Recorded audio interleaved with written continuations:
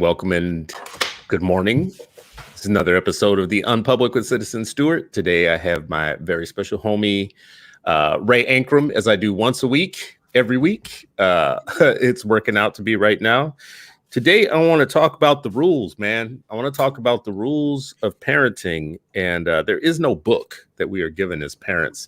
Oftentimes we get these little bundles of joy dropped off in our lap from God.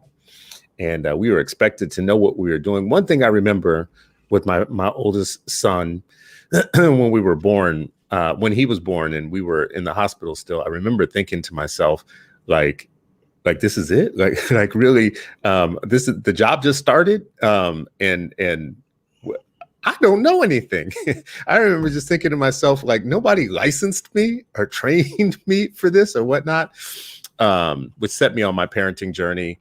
I think I just like seriously people watched. I watched other fathers. I watched what other people were doing. I looked at what people who, like my bosses and the people that I worked for, I saw what they were doing with their kids or whatnot. And I just stole here and there little pieces and piecemealed kind of a fatherhood identity around the best of what I was taking from other people and somewhat of what I had learned in my own life. And let me tell you why I'm thinking about this, Ray. And I'll bring you in, in the last 2 or 3 days. So three things happen. So one, I'm in these national father groups, Black father groups through Facebook. And it's about to be Father's Day. So there's lots of talk and stuff going around where we're exchanging information. And this is fathers in very different life circumstances, right? These are like fathers who are having to parent on a budget, to some that have fairly good jobs, to some that, are doing the best that they can, but, are scrimping by or whatnot. And it's interesting to watch the conversation around something like the rules. What happened recently was that somebody came in and said, "What do y'all do for allowance?" Like, I didn't grow up getting an allowance. This is what the person is saying. Like, I never got an allowance. What's an allowance? And how much should that be? And, and the numbers were all over the map. First of all, there was a range of people who were like, "I don't give an allowance. Your allowance is life," right? Like your ability to live and eat. And the conversation to me got interesting because it opened up doors about like, things you do with your daughters versus your sons. And I never saw conversations that deep. So that got me to thinking about these things. The other two things is that yesterday, I did an interview with 2 authors about Fred Rogers, Mr. Rogers' method of life. And his method was to never put kids under stress, to always let them know that they're safe, to create very safe environments for them to explore and grow and be themselves. And it was very much like an old school way of thinking where, spoil the rod and all that stuff. And then the last thing was also yesterday, I did an interview with the authors of this book, The Homeschool Advantage. And if you remember, I don't know if you remember, we had Ian Schlitz on our show. He's the 16-year-old who's like a CEO. So I had his mom and dad on the show yesterday, and his mom and dad are dope.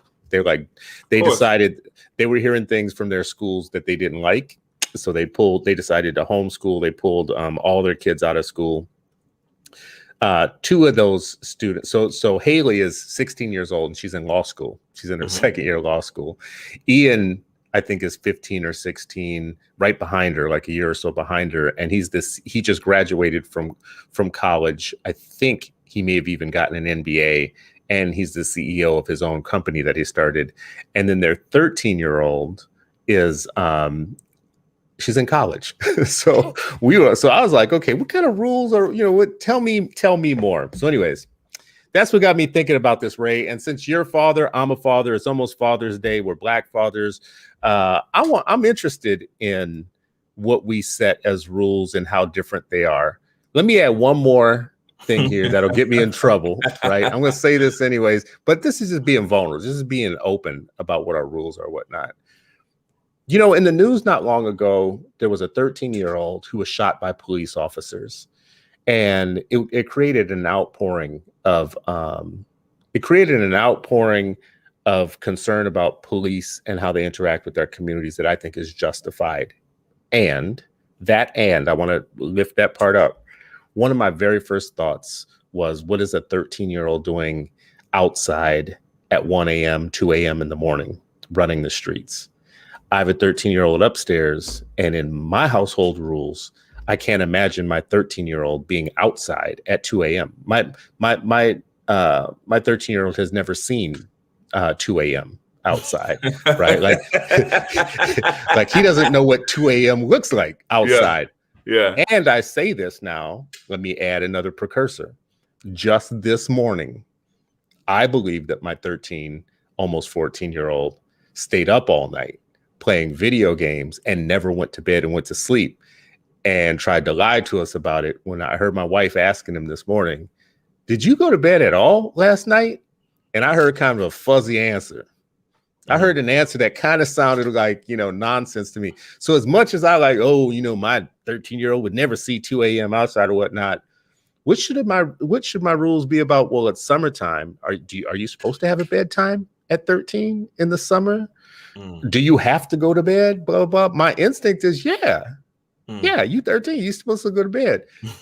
Am I freaking out this morning about the fact that he may have stayed up all night long? Am I being consistent if I just let it go? Anyways. Welcome, Ray. Good morning, brother. This is what we talk about today.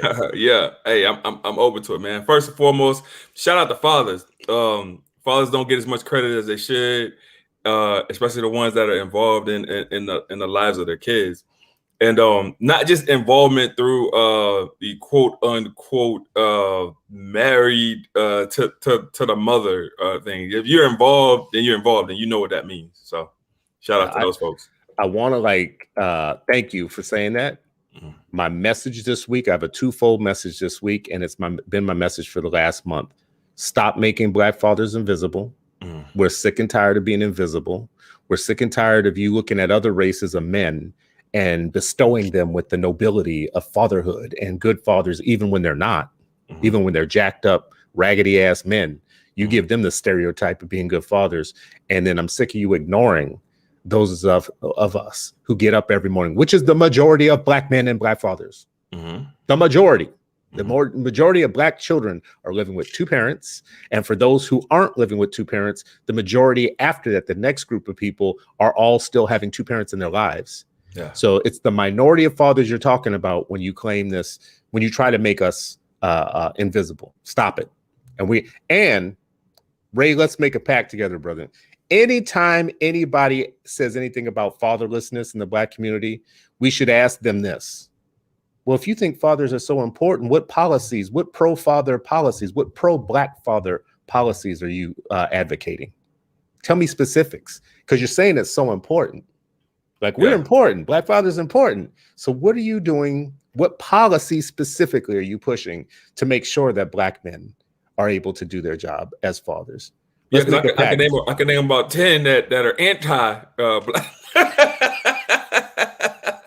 That make you wonder whether they really care about fathers or not, right? Facts. Yeah, definitely. That pack that's a solid pack. I'm with it. All right. Well, let's start fresh. Let's start with some basics. I had seen this article that said 23 old-fashioned rules that still hold up today, or that should make a comeback. The first one is no chores, no allowance. How do you as a dad handle chores and allowance? So I don't think that an allowance should I don't think chores and allowance should align. Only because, like, if you're teaching kids how to be better people, you're also teaching them how to be clean, and that should just be a natural way of living. So I don't think you should have to pay them in order to do what they need to do in order to participate in the household.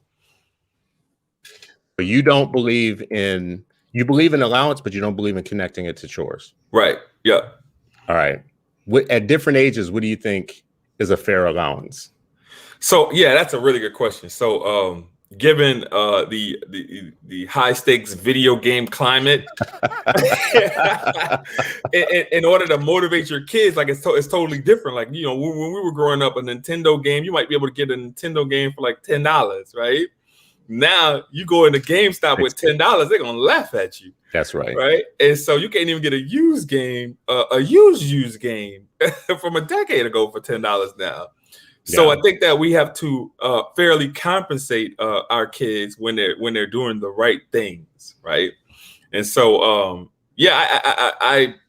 man, we got to give them enough to spend, enough to make them want to do the right thing consistently and be motivated. But then also, I think that, when you pay them fair wages, then it builds their capacity in the future to want to go out and earn fair wages, right? Yes. So right. So like if you have a kid that's in high school, like I got today is my son's birthday. He turns 16 today. Oh wow! Graduates from high school next week, Saturday.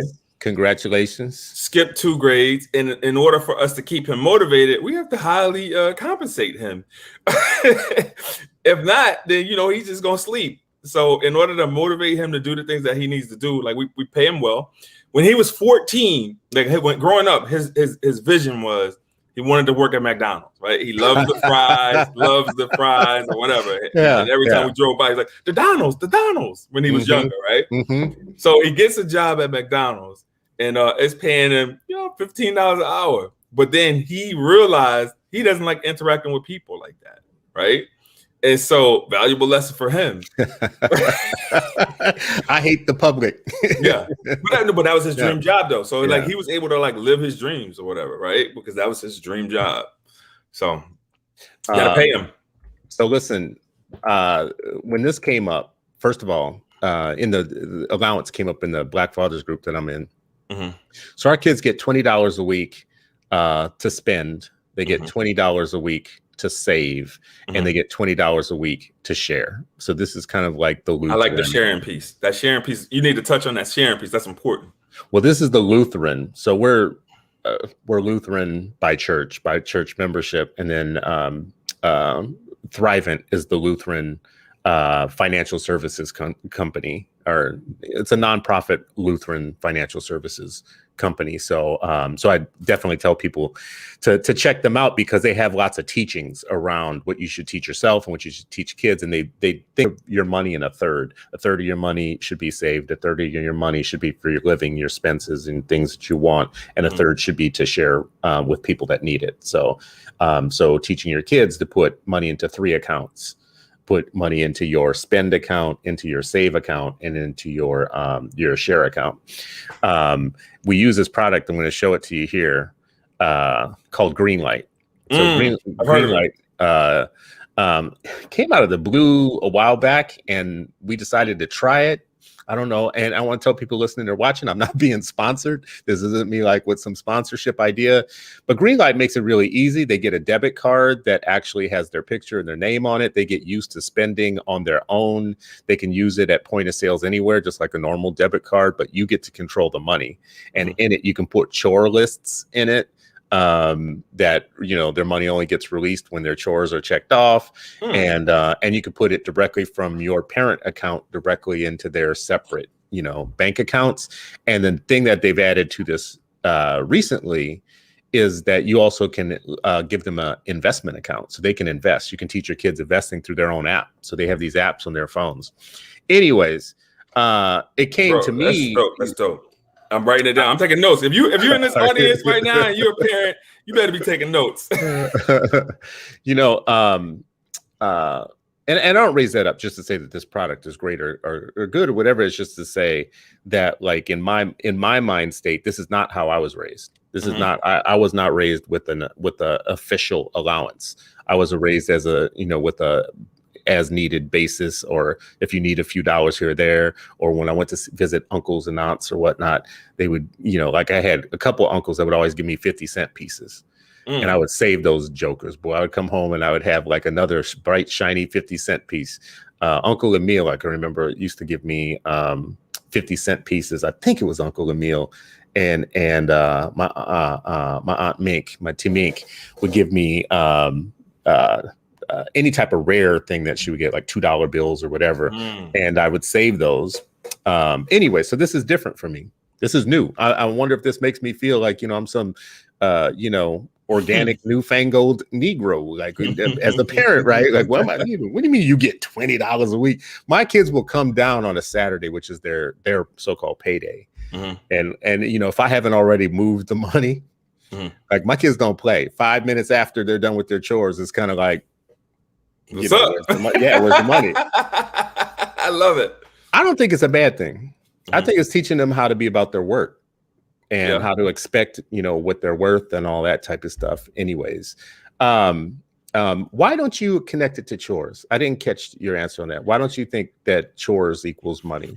Cleanliness is next to godliness, bro. And like you need to definitely so I don't know. For me, it was associated with chores growing up, right? So like my Uncle BB, my payday was every Friday when he got paid $10 a week, which was a lot of bread back then when you think about it, right?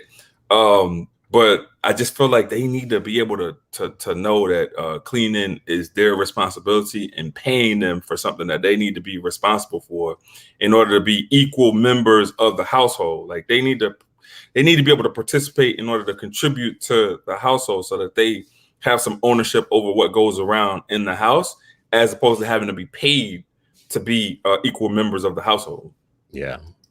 I like the idea that it should just be just what when it comes to cleaning and stuff like that, it should be just what you do. Like I can remember my early 20s having roommate situations, and it was obvious to me that we were all raised differently. Facts. And I had what I considered to be kind of like a white glove mom. Like I had a mom who didn't let you just go rush through cleaning the bathroom and cleaning stuff and whatnot, and then that's just good, go outside and play. No, I had a mom who followed up. Yeah. So she would come and go, I mean, don't look like you really touched that. Oh, let me look behind the toilet. Oh, it really doesn't look like you. Have you forgotten how to clean a toilet? Like my mom was no joke on these things. Like it was kind of like you scrub a toilet from top to bottom, first of all. That was because my mom in her own upbringing had a grandmother and a father that believed you did everything right the first time. Yeah. Like if you're going to clean a toilet, you clean a toilet top to bottom the right way, and it becomes muscle memory. So when you don't do it right, it's real obvious. So when I actually was in my 20s living with other people, and these jokers were like, rangy. I don't know how else to put it, but it was like things like they had to learn how to cook rice. I actually was baking bread in the 5th grade, like making like bakery level bread after school when I would come home, because I wasn't allowed to watch TV until my parents got home. So I actually had to do other stuff. Like, I was a latchkey kid. I had to do other stuff before they got home, which made me, I knew how to cook. I can make perfect red beans and rice in like 6th grade, right? Yeah. So when I'm like seeing grown ass men who couldn't cook, like reading directions, first of all, getting stuff like Uncle Ben's, I remember thinking to myself, damn, wow. Or even little things. I still do it today, to this day. When I vacuum, it's got to be in a row. Yeah. That's like when I cut grass. Like when I cut grass, it has to be in a circle, right? Yeah. So like, and then it evens out, and then so when you look at the grass, it's like in a circle.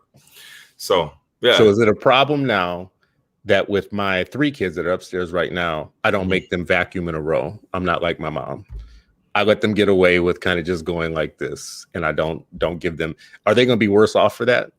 No, I don't think so, bro. And here's why, right? It's like, so my grandmother who taught my mother how to clean, and then my mother who taught me how to clean, they used like a combination of like bleach and ammonia. And so anybody who knows anything about cleaning knows that you don't mix bleach and ammonia. But like they were like using sarin gas or whatever you call it.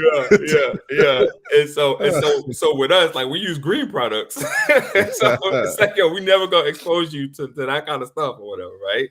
And so but some of these green products don't really get it clean the way it's supposed to get clean, like the old fashioned like Comet and Ajax and like all those things. I remember when I was younger, walking into these are the subtle signs that your parents give you when you're living in the house with them, where they control the rent and the temperature and like everything in the house. When you walk into the bathroom and you see Comet in the tub, that's your cue to clean the tub. Right.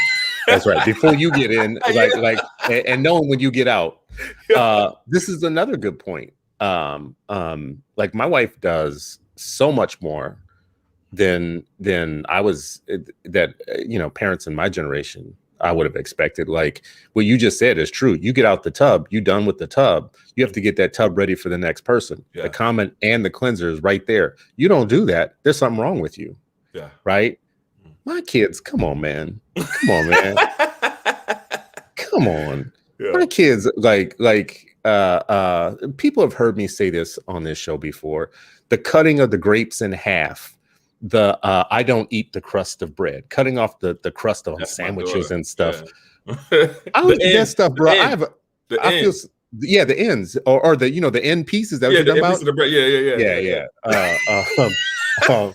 People call that the whole piece. Like everybody touched it, but nobody wants it. But like I don't think that they could imagine.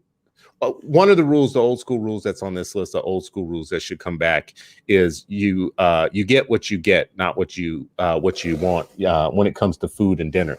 Meaning whatever was for dinner that night, if dinner was liver, you ate liver that night.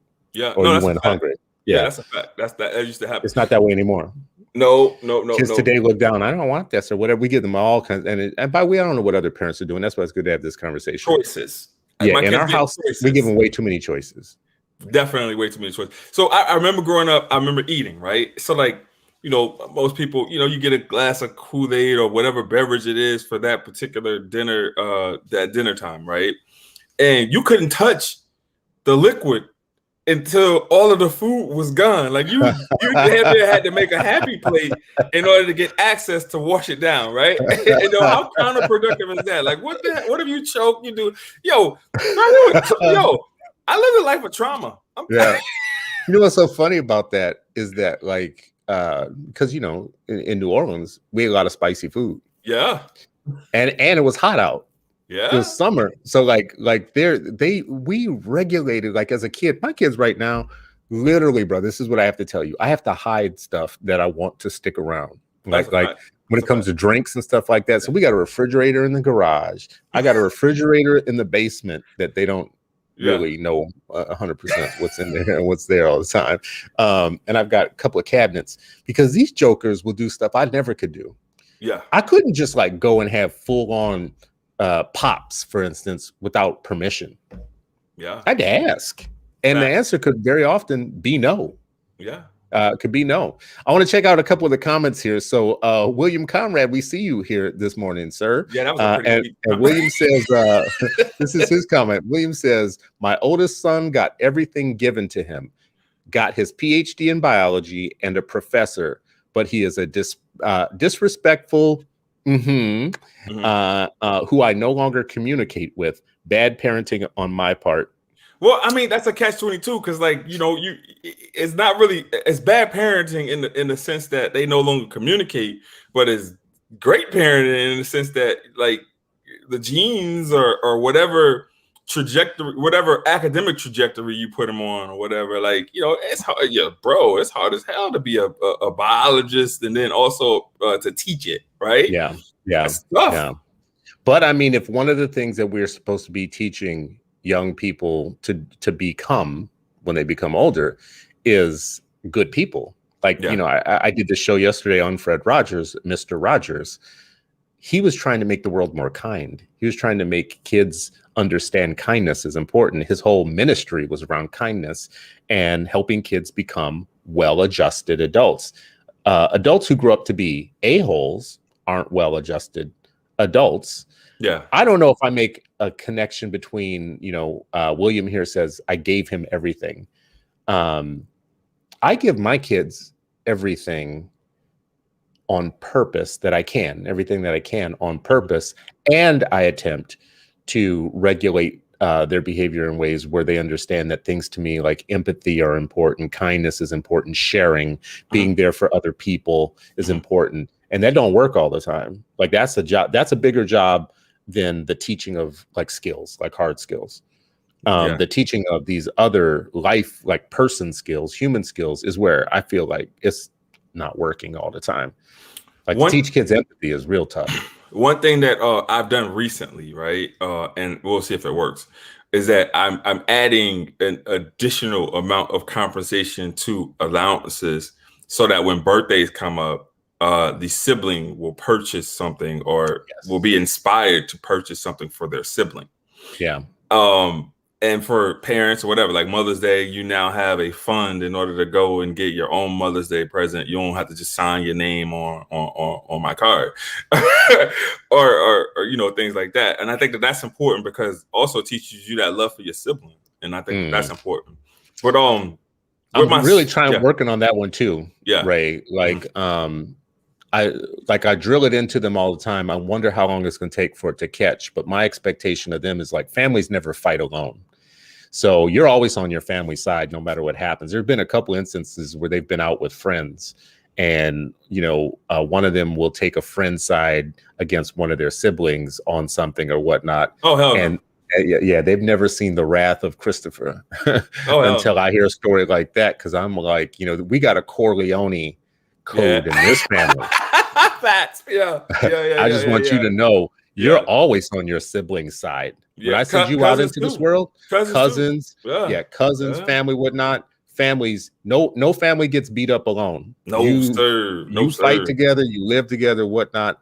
So we had an incident where the three of them went to a neighbor's house and one of the neighbor kids was picking on one of them and told him, well, why don't you just go home and stop being spoiled or whatnot? And the other two didn't do anything about it. Oh, no, sir. That story stopped the world. Yeah. Okay. Wait, explain this to me again. Who said what? And what happened? And then what did you do? Yeah. And I could see in their eyes that like it was, part of my old schoolness coming out that they don't see very often, that it was like, oh, this is serious. Dad's serious here. So yeah, no, that's definitely bro, growing up, right? We had this family that lived around the corner from me, right? The Wilsons. Shout out to the Wilsons, right? So like if one family member did something and they could be egregiously wrong, right? They all were coming to that person's aid. That's right. Right. That in the Wilson family. Same with the Walkers. So these and they used to go to battle with each other, like the Wilsons and the Walkers, right? Like you had those two families in your neighborhood that just did not gel for whatever reason. But you say something to one of them, it's like saying something to all of them. I actually feel like that might be, number one, a very southern thing. Because growing up in the South, cousins were as close to you oftentimes. In my family, we're as close as like brothers and sisters. Yeah. And living in the North where I live right now, a lot of nuclear families don't do anything with their extended family. Like they don't, it's just their unit and then their grandparents. And that's it. They don't have like that broader sense of cousins all being together. So Joy S. Jones says, yes, your kids will be worse off. And I don't know. I want to make sure, I don't know that I'm understanding the comment, but I want to address it anyways. Ask me how I know. I vowed not to do what my mom did.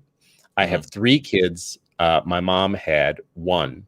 She raised the superior human being, which she's saying herself, Joy. I see you, Joy.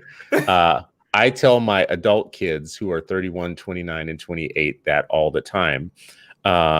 I don't know what she's getting at their 100%, but I think it might have been around the giving your kids everything versus not giving them everything. I'm not sure. Joy, help me correct that if you can in the comments. Mark Gaskin says there was pure value to how children raised us, how our children raised us. The era in which they were raised was connected to survival. I wonder if he's saying there's value to the way our parents raised us. Yeah. Because they had to survive and in their survivor skills.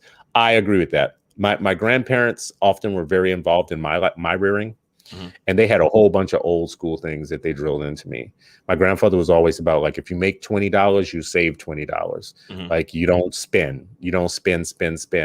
And I looked at him and saw him buy more than one house, buy couple of trucks. He was a Ford guy, so Ford stuff was his thing, boat and all that on a normal worker's salary because they had been through the Depression. They knew what it was like to save and to put money back. He used to tell me all the time, I'd be a millionaire if I was born in your time.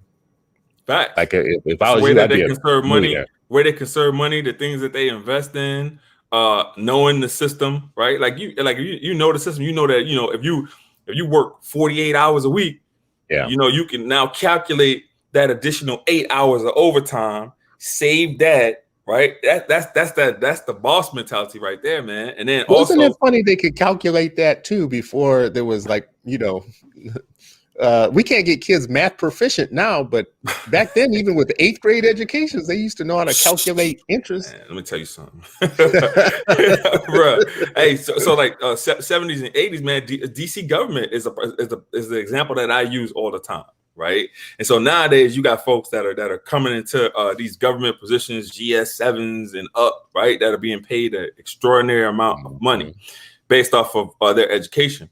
But their bosses, the people that are like GS17s, GS18s, or whatever, that are making 6 figures and above, those are folks that have high school diplomas that came up in the era in which education was valued and you only needed a high school diploma, right? Right. So now you have these folks that are our elders that are making these salaries and they don't have any debt because they only went to high school. That's right. Toya, Mama Toya is in here in the house. Good morning, Mama Toya. Don't indulge that. She's throwing one in here. We gotta address it. She says, "How about beatings? How about whoopings?" So funny story about that, right? And you grew up. I want to hear a funny story about whoopings. Well, ain't nothing funny about it. But listen, so you grew up in the South as well, right? And so Louisiana is a corporal punishment state still. If I'm not mistaken, right? So that means that in schools, it could tear your ass up. So like I had this principal, Lawton McGee. The name was Mr. McGee. I'm not sure if he's alive or not. If he's not, sleep in peace. But he had a paddle. Don't even remember what they named their paddles, bro. So I don't even know what the name of his paddle was. All I know is that when it hit your bottom, it had like holes so that the air would go out. So like I don't know what kind of torture devices these folks had, but like it was so rampant in Louisiana schools, especially in St. Tammany Parish, that every teacher had a paddle. And they would bring you out in the hallway and give you strikes if you did something that disrupted their class. And if they felt like you needed additional strikes, they would give you your 4 or however many they were going to give you. And then they would send you to the principal's office in order for you to get additional strikes. So you may end up getting about 8 licks to your bottom and a suspension. It was crazy. Yeah. Okay. So now, let me say 2 things to that in response. Number one, St. Aug in I do. St. Aug in New Orleans, yep. Storied Catholic Black school that everybody wanted to go to because most people came out of St. Aug did well in New Orleans, at least, right? I purposely tanked my test to get into St. Aug. I purposely failed the test. I failed that on purpose. I tried real hard on the other tests to get into the other schools, but on St. Aug's, because St. Aug's was famous for their paddle. Yeah. And it was the exact same paddle you just talked about, the one with the holes in it. And I can just remember being young, like, how is that even, like, why do people even want to go there? Like, I didn't. So anyways, failed that test on purpose. That's, things that you can do when you're young and only admit as you get older, when you get our age or whatnot. Failed it, but okay. The second thing I'm gonna say is there are YouTube videos. If you go at a YouTube, it's a small genre of kids acting up in class, doing really crazy things to teachers, throwing stuff at them, hitting them. Saw one with a kid was threatening to throw a trash can, and another one where the kid was picking up a chair and was going to throw it at him. And the teacher's sitting there beleaguered, like I can't believe I have to deal with this and blah blah blah. Now, if you can whoop kids, now this isn't a pro whooping statement. I'm just this is for purposes of conversation. We're just talking about it. We're just talking. Like this is a talk show. We talk in the morning, right? This is just family talk. Family talk. I'm with you. All of the science says that beating kids is wrong. It's wrong in my family. It's wrong in my household. I don't think we have slaves. We do not beat kids because they're not slaves, right? I saw somebody say that on Twitter. And at the same time, the threat of an ass whooping might stop you from picking up the garbage can, thinking you're about to throw it at the teacher and that you run the roost. It might, and I'm only saying this for conversation, and you run a school. I'm always saying this for conversation in school. Yeah. I send my kid to school to learn something. And if your kid is in school picking up garbage cans and threatening the safety and the order of everybody else and going to throw desks and, and cut people with scissors and throw, hard objects and pencils and all that type of stuff, I'm not saying that they should have their ass whooped, but I don't know. That's tough, bro. And that ventures us to like another conversation. Is that do you like, so you got to educate all children, regardless of whatever baggage they come in with, regardless of whatever behaviors they may exhibit or whatever, right? And then sometimes, you know, there's no real way to kind of control those behaviors. I'm not saying control kids, but there's no real way to control those behaviors. So like, if you have one kid that is acting the way in which you just described, and then you got 24, 25 other scholars that are now disturbed and can't get their lesson the way that they would if they weren't being disturbed by this one. There's a lot of supports that you got to put in place at schools in order to help to mitigate learning that does not happen because of that. Yeah, and I think what a lot of educators and people in classrooms will say, if they're being perfectly honest, is we're talking about parent rules here today and family rules. I think a lot of educators, if they're being honest, would say, if y'all took care of behavior at home, we wouldn't have to worry about it at school. I disagree. We wouldn't be having a discipline problem. I disagree because there's some things that you can do at school in order to, like, if your classroom is like super tight, right? And so, because I've seen parents at our schools take the behavior management system that we use at school and implement it at home to have that consistency, right? Yeah. So like, if a consequence is happening at school, they'll then use the same consequence at home, and then it bridges what you're doing at school to what you're doing at home, right? Got it. It can work, but you got to work at it as a parent, and you have to be consistent. Okay, so to Mark's point here, okay, let's just say we're going to go with all the science. The science says that beating kids is just wrong, right? Like spankings and spoiling. I mean, and the way that old people used to do it back in the day too is really wrong. Like go outside and get a switch and bring me the switch back. That was torturous. Yeah. That was torture. And if you bring one that's too small, I'm gonna go out there and bring a 2x4. You know damn well they wasn't going outside. But that threat kept you honest though, bro. Like, think about it, right? The threat of them going out and getting it themselves kept you honest. Yeah. This worked more with the parents with the people that had parents that were physically fit. The parents who had parents. I grew up with my uncles. I grew up with my uncles. They didn't get tired. They didn't get tired at all. No, they didn't get I should be laughing, but like, it is old school, like how people used to think that this was perfectly normal. But let's just say we're gonna go with all the science. Whoopings are bad. That's no longer like what you do. And in fact, it's the opposite. You always want to create positive, affirming, safe. That's the number one thing that kids need to know, that they're in a safe environment.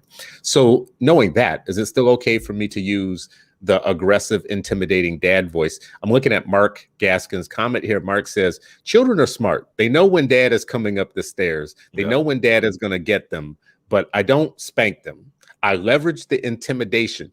But what they don't know is when mom's long fuse is going to be done. She scares me. I go outside. Bruh, I've seen that break, and it's different. Yeah. Right? Different, it is a different level. Especially moms with their daughters. Moms with their daughters be having the shortest of fuses, because like, my little girl, that's baby girl, man. She can't do nothing wrong. That's right. But I tell you what, her mother. Okay, well, let's just stop there for a second, because this came up in the Black Fathers chat that we were having. Yeah. Is it wrong to have different rules for your daughter than it is for your sons? Oh, absolutely, 100%. It's wrong, or it's no. Bro, I got a favorite. My daughter's my favorite. He knows. Yeah. Even on his birthday, he knows. Is it wrong to have favorites? You know? But see, I love them different. They're two different kids, right? And so, my thing is this. My thing is like, just provide what is it, their needs, wants, and desires, right? And so, but I feel like by doing that, it's going to break generational curses. So like, I was having a conversation with my son yesterday, and we're having this conversation. He's like, man, I just don't want no debt. You talking about college, right? I'm like, bro, why would you have debt if you have me, right? Like, my number one goal is for you to come out of college debt free and a homeowner. That's right. Right. That's right. Because if you come out of college debt free and a homeowner, I've done my job. And so now your job is to make sure that You don't have too many kids so that you don't have to make those promises to them. Yeah. And when you do have a kid, that they come out of college debt-free and a homeowner.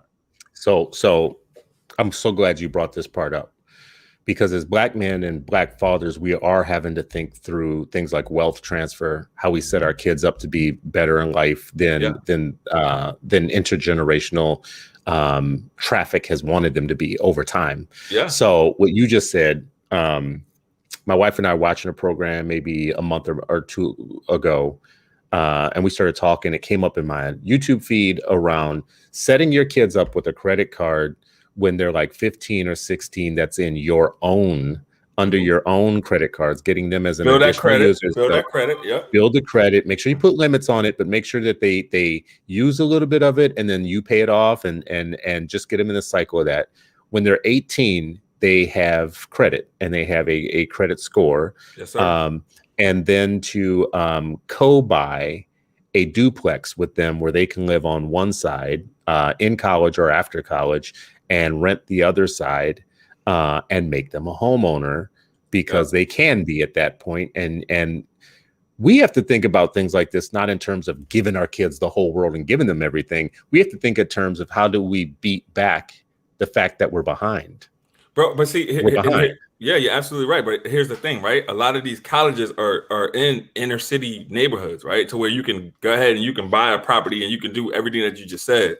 So for us, like thinking about properties, if you think about, I know El Michelle's in here. If you think about Syracuse University has some very affordable housing. You think about the University of Rochester up in upstate New York, very affordable housing. University of Buffalo, University of Albany, all the state schools in New York, besides Stony Brook, all are in neighborhoods to where you could buy a duplex and then your kid could live on one side and then rent out the other side and then pays for itself. So that's definitely something that we need to start thinking about. And then the next thing is GoFundMe's, man. Like it breaks my heart when I see people in my family that don't have insurance in order to pay for their funeral. I have to then pay for their funeral, and then you see these GoFundMe, yeah. Like you need insurance on those type of things. Yeah. All right. Here's kind of a curveball from Michelle Johnson. I will say that I raised my daughters hard. I especially want them. They don't like her. They don't like her. They don't like her. She'll tell you. Let me tell you, moms pride themselves on exactly this comment that she's making, and dads pride themselves on the opposite. I told my wife early on. So when my daughter was 2, maybe 1.5 or 2, I can remember picking her up, and she would always lay her head into me, and I would pat her on the back. And she started at some point patting me on the back as I would pick her up and whatnot. And I remember looking at my wife one time and say, I got nothing in terms of discipline when it comes to this one. This is all you. This is all you. Because if she ever comes to me with the problem, I'm going to ask her what you did. I'm not going to ask you, I'm not going to right. Just so you know, the boys, I got that. But with the daughter, I don't have this. So when we go out, we go places, the boys and her all have these green light cards. They have debit cards with their money on it or whatnot. I never make her use her own money. Absolutely not. Yeah, don't go any places. Yeah. So she goes and she picks stuff out, and she's just like, not with her mom. She does it with me, and she knows when her and dad go to Target, for instance, or whatnot, it just goes in the basket, and that's the way we roll. That's just the. I've had to think about this at times. Like, am I setting her up for a life of sense of entitlement or whatever? I think we're doing enough to monitor her, to make her a good person in other ways. But in this way, I want her, number one, when she's fully grown or whatnot, I want her to have a set of expectations for her relationship with men. Yeah. That is a higher bar. 100%. These little snotty nose, your little snotty nose son taking my daughter to Florida. What that mean? She done been all over she done been to every continent. When she's in high school, when she's dating in college, whatever. Listen, y'all can call me whatever you want to call me or whatnot. She is not bringing Pop Dog home. No, right? Wait, why not Pop Dog? She's not messing with Pop Dog. Why not Pop Dog? What's wrong with Pop Dog? She's not messing with Pop Dog. She's gonna have a bar in her head of this is the way it looks at the end of a meal in a restaurant. Yeah. This is what happens when I see something that I'm worth in life, that I want. and I'm with a man What who was happens? supposed to. What happens when she brings you home? What do you mean? When she brings somebody that was just like that, reminds you of you when you were their age. This is what I want. I don't want a problem when she brings somebody home. So I'm hedging my bet on setting her bars and expectations so that whatever choice she makes, it's going to be based on those expectations. Those expectations of, no, you're going to open doors for me. Yes. You're going to take care of me. You're going to take care of things. Is this wrong though? Like everything that's coming out my mouth, yeah. So right? Like, some feminist somewhere is dying. The door thing, like I do open the door for my daughter, right? But like I feel like if we're talking like glass ceilings and like all these other things, we also have to build their capacity to open their own doors if they feel like it, right? So like, all right, well, if you want to open my door, that's fine. But if I have to open my door for myself, I'm more than capable of doing that as well. So I don't know. I get caught up on like the chivalry. I don't think chivalry is dead by any means, but some folks don't necessarily think that it's necessary, and I think that the people that don't think it's necessary are afforded that right. I don't think it's necessary. I think it's necessary for my daughter. I'm with it. I don't think it's necessary for everybody else's daughter. If you want grandchildren with Pop Dog, you do your thing. You do your thing. Where are you getting this Pop Dog from? So I got a couple questions for you. Yes, they may not be related to the show, but we can weave it in, right? Do it. First and foremost, I want to know about this whole new colorism thing you're doing with this beige. It does fit in with the show a little bit because I have had a 30-year kind of evolution in thinking about raising multiracial children who don't take any crap from anybody. I'm trying to raise free people. I say this all the time. I'm not trying to raise children. I'm trying to raise free people. And free people are themselves, no matter who they are. You got freckles and red hair, you got black hair, you got straight hair, you got nappy hair, whatever you got, whoever you are, you're supposed to be exactly that. Yeah. And yesterday, this was even affirmed for me even more going through the Fred Rogers stuff, because Fred Rogers' concept was, you're the only you that there's ever going to be. There's only one of you. You should wake up every day feeling unique and special because there's not another one of you. And we should drill into our kids to stand their ground on their uniqueness and who they are. My kids happen to be multiracial, so that means that they're going to be people on both sides of the fence or all sides of the fence who are trying to define them and tell them what they are and what they're not, and they're not enough of this and they're not of that. And the best I can do for raising beige children, which I've been saying now black, brown, and beige, number one is name it. What beige people have rights. Right? It's time for the beige revolution. And this comes, I wouldn't say this if it wasn't for my kids wanting them to, whether they're in a white room, a black room, a brown room, whatever room, wanting them to be free enough to say, I'm me, damn it. You don't have to like it. Right. You don't have to like my definition of myself. You don't have to like my definition of life and how I am. What you do have to do is you have to respect it or get out of my way. Right. Yeah. That's what I'm trying to raise in my children. So you call it colorism. I don't consider it colorism. I'm just. I don't know what happened. I think my guy might have froze, but I can carry a show if that's what need be.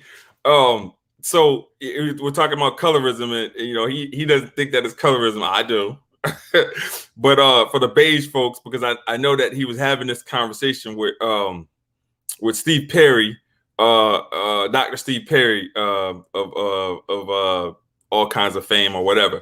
But anyway, they were having this conversation, and my question to them always is, well, what's going on with the beige people, right? And like, do y'all have higher access to things, and like, just this whole mindset around just being afforded things or whatever. So that's where the story behind the beige thing comes from.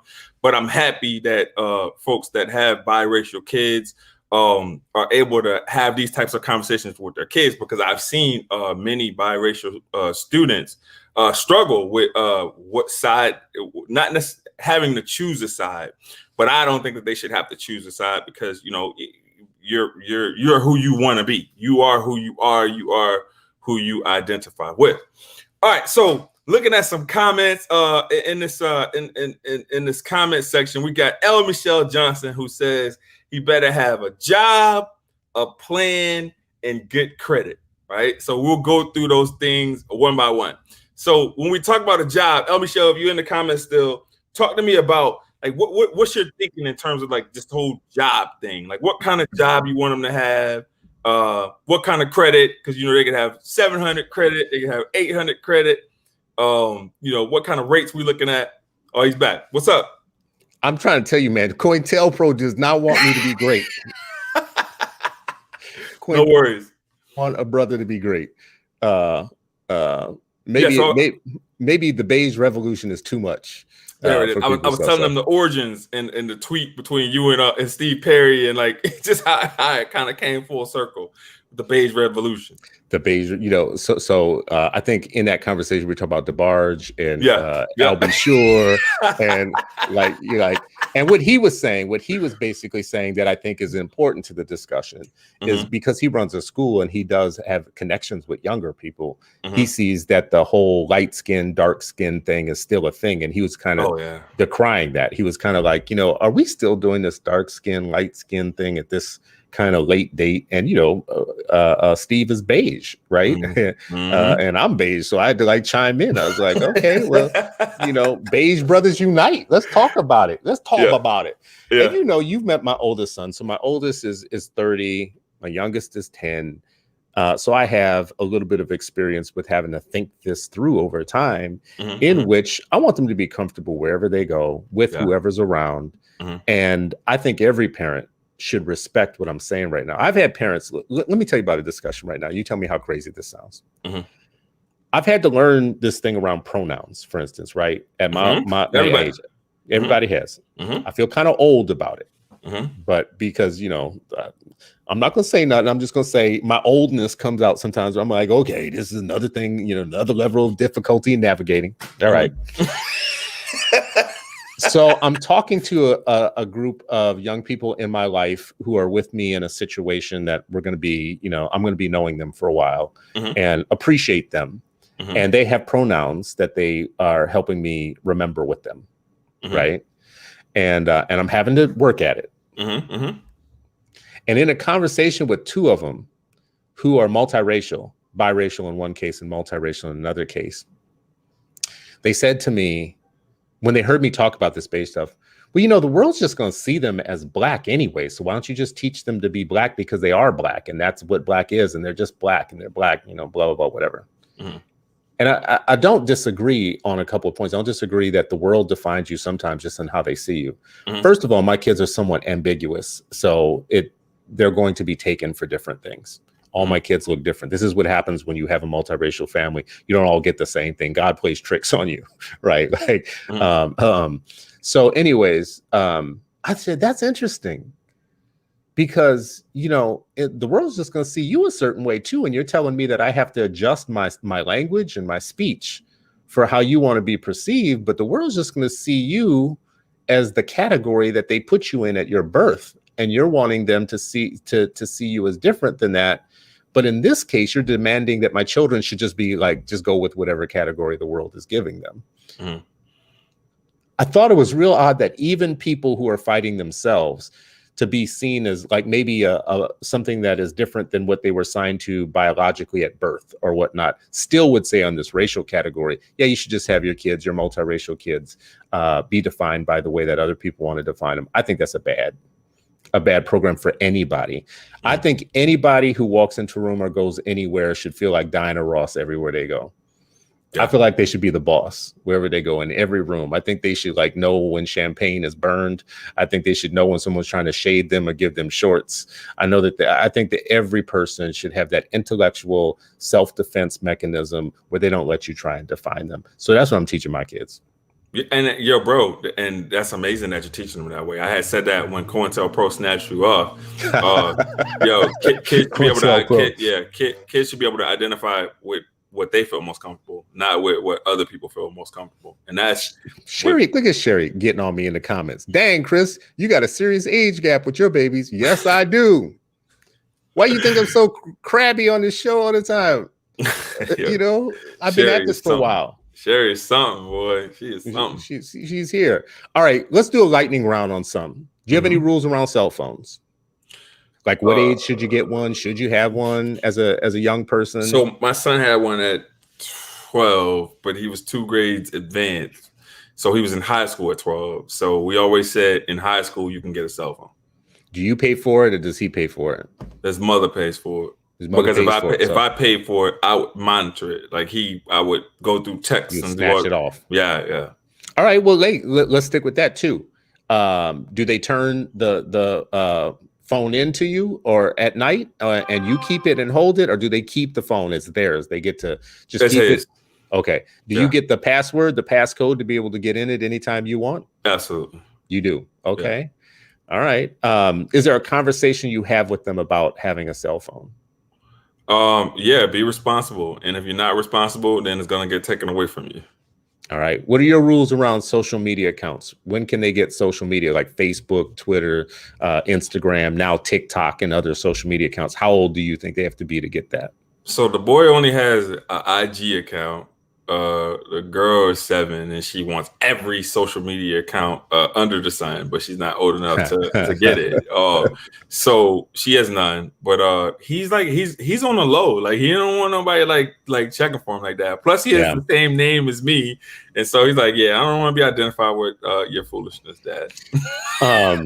And I got to watch out for this myself because I have haters in the world. Yeah. I switched, and I don't know that I love this, but I switched to Apple. I put the whole family on Apple products and Apple phones so that we can, they're in family sharing. Yeah. You can approve whatever app they try and download. It sends you a message. Yeah. So that gives us one layer. Well, I don't know if I trust Apple no more. If they're giving Trump's Defense Department access to my records. And you know, like you think it's about I see Michelle Johnson put in here, the kids are on my plan and they will track me with Find My Phone. Yeah. That's the other benefit of having a full family on. So our kids go to the park and, go places not far away. I used to, as a kid, do that, just range and roam, and it was expected that I do that. I'm not comfortable with that as a parent. Not at all. And I live in the area. I don't know if people nationally know Jacob Wetterling, who there was a national story on him years ago, who got kidnapped or whatnot. He's from the area that I live in. We've had multiple kidnappings over time here that were high profile. So Michelle Johnson, we got the AirTags. So those are the new Apple AirTags, yeah. And I shouldn't put this out broadly, but it's a parenting thing that you can use. How do you deal with movie ratings? So you're 12 and you want to see a PG-13. When having an iPad and having all of the security that Apple has, and then also like Netflix or whatever, like you can control that narrative in terms of like what your kids see or whatever. So like I like that. The boy is about to go to college soon, so like he can watch whatever he wants. But like with my daughter is you're on YouTube Kids, like you're a kid. Yeah. You can't go on real YouTube. Okay, but say they pull up a movie, they're 12 and they pull up a movie that's PG-13. And first of all, do you know what PG-13 is? As a parent, do you really know what PG-13 is in movies? I do, but I don't. Yeah, I know. I feel like I do, but then I start watching one, and you'd be like, "Yo, yeah," but like, "Damn, this is." Did she say what I think she said? Yeah, yeah. You'd be like, "Is that a nipple?" Like, wait, what? Yeah. I think because my youngest is a daughter, we definitely are a little bit more, I think, careful with the PG-13 thing than others. Sleepovers. How do you handle sleepovers, or do you handle sleepovers, or do you do sleepovers? It's a dub. That's what? No? That's a no? No. Yeah. No sleepovers. Nah. What about dropping kids off at birthday parties when you don't know anybody who's going to be there?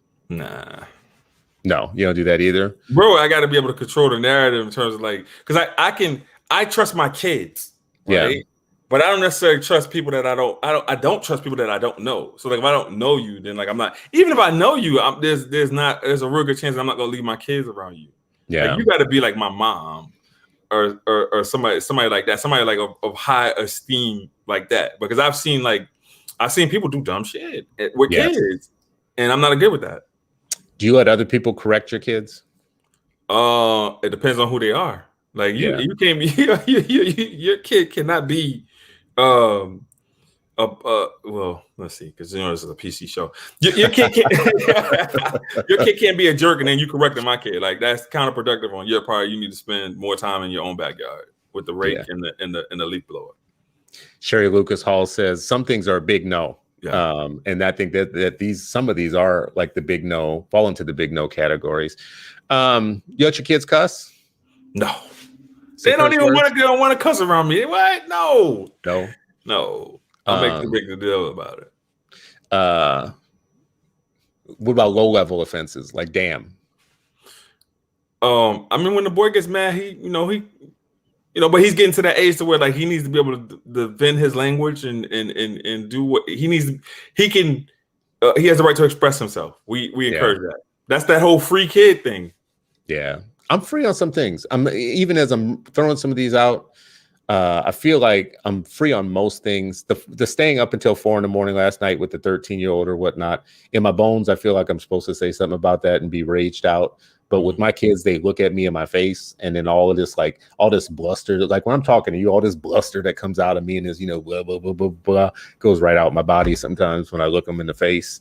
I got one who I can't discipline at all as a male, as a son, for many reasons I can't describe here, but I can't even use a voice of a certain height or whatnot. He's my hug kid. I just got to hug him to death and whatever.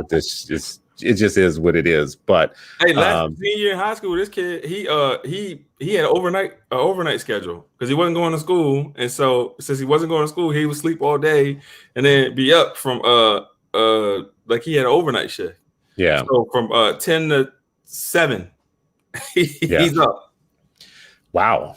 But he still carried a 90 average over 4 quarters. So that's the other thing. Some of these things are rules. Like if you're doing what you're supposed to be doing in life, you deserve a lot of freedom. Yeah. You're getting like a great grade point average and you're like killing it in the games that you're doing, like you're in sports or something like that or whatnot. Sometimes the rules get a little looser when you're performing. Mm-hmm. Toya asked Chris, what game is he playing? I think she's talking about what my son is playing. I think he's playing a game called Rust.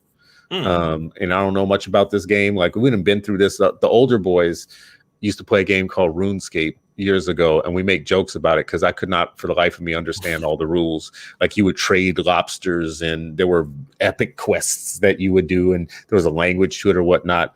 I know a lot about Minecraft and Grand Theft Auto, but all these other games that they're playing, Destiny and whatever, I don't know nothing about these games, but they know about them. And that's the thing. My parents would have never let me sit and play video games for hours and hours on end. These kids get away with it. So anyways, man, I appreciate you for coming on today to talk about the rules. Yeah. It's just as I thought. We all have different rules for our kids. We have some stuff in common, but how strict we should be or how loose we should be, I think is really kind of open question. And many of us don't want to replicate what our parents did for good or bad. Yeah, that's a fact. Like my parents were like both my mother and father were very kind of like white glove in that it felt like there was a way to do everything, a way to vacuum, a way to put the dishes away, where the dishes go, and it was all, as a kid, I just felt like y'all got too much time on your hands. I don't know who raised y'all. I don't know like what your thing is. And so for some other people, they feel like, well, I had no home training, so I got to like develop something for my kids that's coming out of a vacuum. I have to do it myself, You have any final words for fathers before Father's Day? Yeah, hey, fathers, if you're kicking it with us, man, Sunday's gonna be an amazing show. We're gonna celebrate fatherhood, and we're gonna do it because we are Black men, and we about to celebrate Black men on Sunday. That's it. I appreciate that, man. That's got to be our message all week long. Father's Day is coming up. Start seeing Black fathers. Stop letting Black fathers be invisible. Many of y'all who be out here through some internalized racism or self-hatred be perpetuating this myth of the missing Black father. Maybe you have a missing Black father or a missing Black partner in your life, and that's, you have some trauma around it. That should not prevent you from seeing that all around you. There are Black men getting up every day doing jobs they hate for kids that they love. There are Black men all around you picking up slack for other people's children, in some cases, uncles and cousins and mentors and coaches and others. Black men sharing stories about their baby right now is rampant on social media. You can see all the pictures, buying their kids cars, going to their kids' graduations, exclaiming how like joyful they are about their children and whatnot. You got to stop participating and allowing these people to be invisible, because we have men and other races who are being benefited by a stereotype of being the good man and the good father and all that stuff, even when they're falling down on the job and are raggedy, even when they haven't seen or talked to their kids, even when the kids living in their house for years or whatnot, or they're overworking themselves and never being involved in anything or whatnot. Stop doing that. And when people do want to bring up this fatherlessness myth about Black men, because it is a myth, numerically, it's a myth. When people bring this up, stop letting them get off the hook for having a second thing that they're supposed to say after that, which is, what policies are you supporting then if you think Black men, you think we're so valuable? We're so valuable that we're ruining everything by our absence. Then what are your policies for making sure that we are well supported to be the best men we could be, to be employed, to have good jobs, get good educations, to be great fathers and great mentors and great, husbands and all that? If you don't have any policies, shut up. Because then all you are, Michelle Johnson, I see you on here. You know some of the people I'm talking about. Love to get on Twitter. Black men themselves, some of them beige, like to get on Twitter talking about missing Black fathers and it's, out of wedlock birth has gone up in all these years and blah, blah, blah. Let me ask you something too. I know I'm going on a tangent here, but let me just finish this because it animates me. Yeah. They want to use these statistics about like out of wedlock birth going up in these years. Mm-hmm. And that's the reason, not systemic racism. Mm-hmm. That's the reason why you guys can't get ahead in life. Really? Well, then let me ask you this.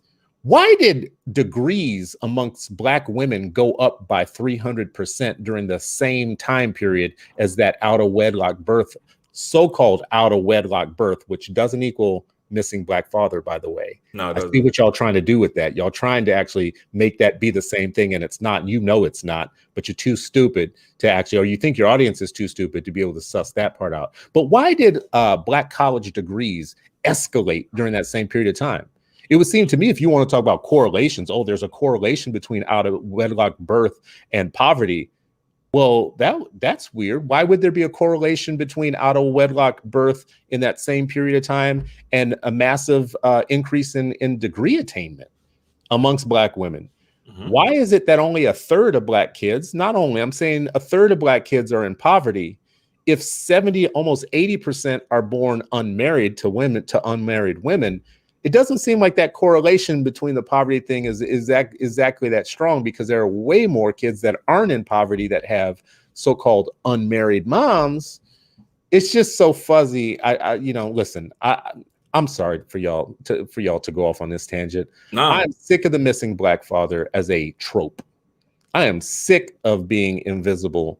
I got too many days and months and years into this parenting thing, and I'm normal. I'm not the only one. Sometimes people saying this stuff to me about the missing Black father are themselves good fathers. And I'm like, are you missing?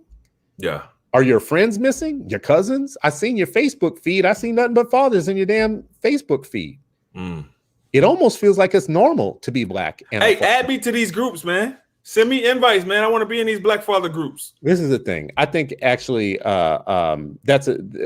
we need to take that idea, like link you into this one and that one and others, and elevate it even a level up by saying we need a national kind of consortium of people where these are seen, like the Million Man March. Fellowship. The fellowship. Right, exactly. Sharif, if you're watching, bro, we coming for you.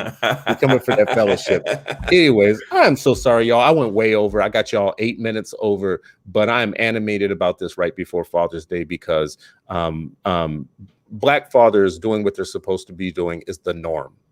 We're not abnormal. So stop trying to allow people to paint us in some ways like unicorns. We're not.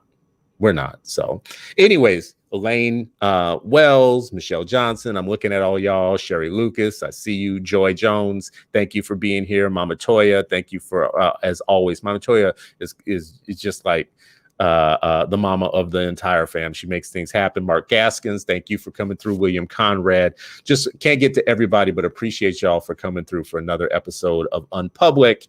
And join us again tomorrow, 9 a.m. Central. Share the show, like the show, make sure other people see it. Ray, thank you for jumping on again, brother. Yeah, no doubt. All right, peeps. All right.